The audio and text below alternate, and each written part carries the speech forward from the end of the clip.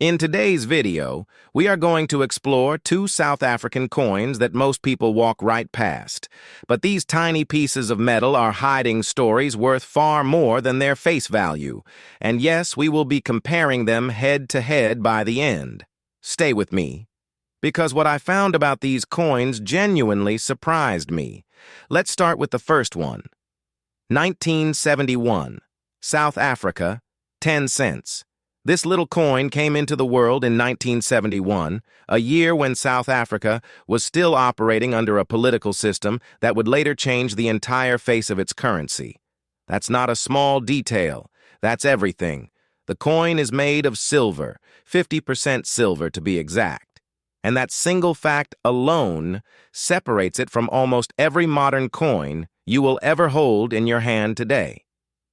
And we live in an era where governments stripped silver out of circulation coins decades ago. But this 1971 10 cents still carries that old world weight, quite literally. Interesting fact, South Africa's 10 cents coins minted before 11,990 contained real silver. Today's version is just nickel-plated steel, worth virtually nothing in metal value. The 1971 version, a completely different story. Now, here's where it gets interesting. The obverse, that's the front face, shows a portrait of South African leadership at the time. But look closer at the design on the reverse, and you will see a stylized bird. Not just any bird. It is a blue crane, the national bird of South Africa. And it sits there in stunning detail for a coin barely the size of your thumbnail. The coin weighs just 4 grams. Tiny. But its silver content means that in today's precious metals market, the melt value alone already puts it well above its 1971 face value of 10 cents. Depending on condition and collector demand, this coin trades anywhere from a few dollars all the way to prices that would genuinely shock you, especially in uncirculated mint state condition. And here's something that many collectors don't realize. The 1971 series was produced at the South African Mint in Pretoria, one of the oldest and most respected mints on the African continent. Every coin struck there carried extremely tight quality standards. What that means for you as a collector is simple.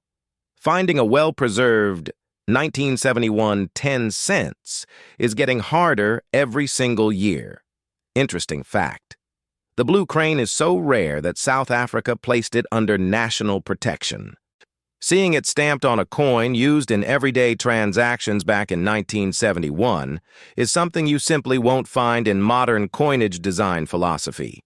What makes this coin genuinely special from a world collector's standpoint is the combination of 3 things that almost never line up on a single piece: precious metal content, historical political significance, and artistic craftsmanship. Coins from this specific era of South African history are in demand globally, from collectors in Europe, North America, and Asia, because they represent a window into a country at one of the most turbulent and transformative moments of the 20th century. If you have never looked at this coin as a potential investment piece, I want you to reconsider that. Because the supply is fixed. No one is making more 1971 10 cent South African coins.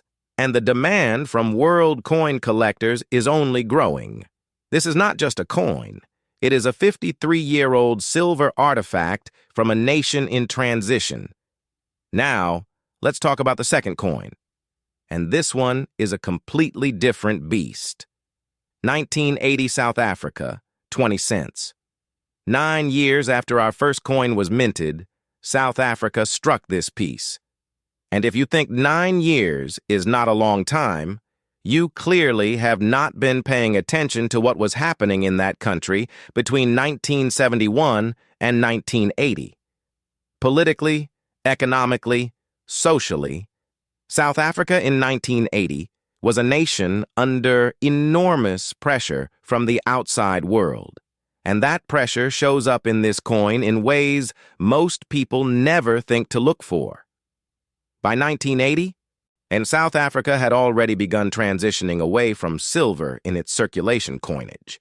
So right away, This 20 cents is a fundamentally different material conversation than our 1971 10 cents. This coin is nickel, which means its value is not in the metal. Its value is entirely in what it represents when it was made and how few survive in collectible condition today. Interesting fact. 1980 was the same year South Africa faced one of its most intense international boycott campaigns. Coins from this exact year are historical fingerprints, tiny metal records of a country that the world was watching very closely. Turn this coin over and look at the reverse design. You will find the protea flower, South Africa's national flower, rendered in crisp, raised relief. The protea has been a symbol of South African identity for centuries. It's indigenous to the Cape region. It is a flower that survives harsh conditions, poor soil, and extreme climate. Some collectors say it is the perfect symbol for a country that has endured everything history threw at it. The obverse carries the portrait and national identity markers of the South African Republic. And here is a detail that catches most people off guard. The coin is bilingual. The text appears in both Afrikaans and English, reflecting the dual official language system that defined South African governance throughout this entire era. That bilingual stamp is a political statement pressed into every single coin. The 20 cents 1980 is also notably larger than the 1971 10 cents, giving it more surface area for detail and frankly making it a more visually commanding piece in a collection. Interesting fact, the protea on this coin is botanically accurate. The engravers at the South African Mint worked from actual botanical references. That level of scientific precision in a coin design is rare, and it is one of the reasons this series is celebrated in numismatic circles worldwide. Now here is what makes the 1980 20 cents genuinely exciting from a collector's perspective. Because South Africa was under international sanctions pressure throughout the late 1970s and 1980s, many of these coins were hoarded, taken out of circulation, or quietly exported by people leaving the country. That means the surviving population of high-grade specimens is smaller than the original mintage numbers suggest. In the world coin market, whether you are talking about dealers in London, auction houses in New York, at our online platforms connecting collectors across 6 continents, South African coins from this exact political window are considered historically loaded pieces. They are not just coins. They are evidence. And a 20 cents from 1980 in uncirculated condition, sharp strike, full luster, that is the kind of piece that walks into a major coin show and walks out in someone's prized collection. This coin is not famous yet.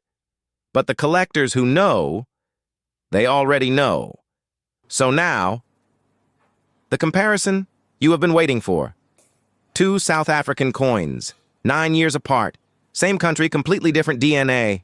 Which one actually wins? Let's break it down honestly. 1971. 10 cents, 50%.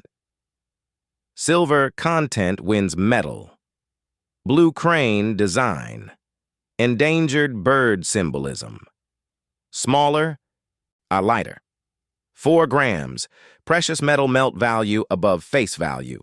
Earlier era, harder to find, uncirculated 1980. 20 cents nickel, no melt value, protea flower. Botanical precision wins design, larger, more imposing in hand, bilingual text. Political rarity, sanctions era, scarcity wins story. Here is the honest truth. These 2 coins are not really competing with each other. They are complementing each other. The 1971 10 cents wins on raw material value. Silver is silver, and that will never change. If the metals market rises, and historically it always does over long enough time horizons, that coin rises with it. The 1980 20 cents wins on historical narrative. It is a coin from a country under siege, carrying botanical art and bilingual politics pressed into nickel. that story does not get less interesting over time. Well, it gets more interesting. Together, these two coins tell a 9-year chapter of South African history better than most textbooks do. And that, right there, is what makes world coin collecting one of the most quietly fascinating hobbies on the planet. If you enjoyed this breakdown, you already know what to do. And if you are sitting on either of these coins right now, maybe take a second look before you decide they are worth nothing. Because some of the most valuable things in the world have been hiding in pocket change all along.